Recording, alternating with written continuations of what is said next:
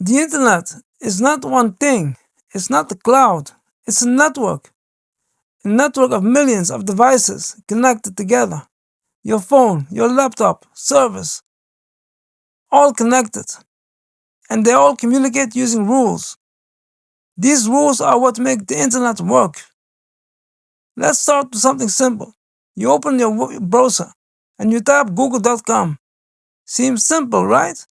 But your computer does not understand names. It does not know what google.com means. It needs something else. It needs a number.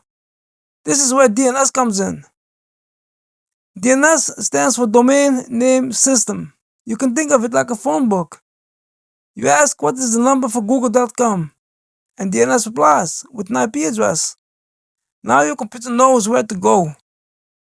An IP address is like a home address. It tells data exactly where to go.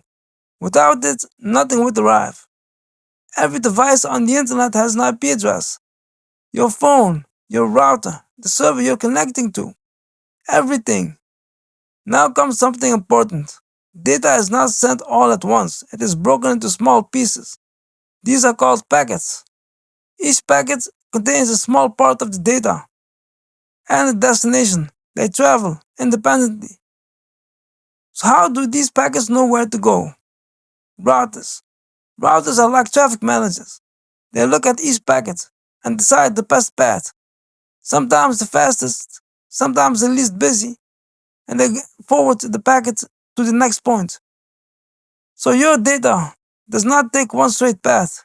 It travels through multiple routers, multiple networks, across cities, countries, until it reaches the destination server. And when all packets arrive, they are reassembled, and the website appears on your screen. That is the internet. I'm learning networking step by step and taking you with me. Subscribe if you want to understand how this really works. In the next video, we go deeper into IP addresses.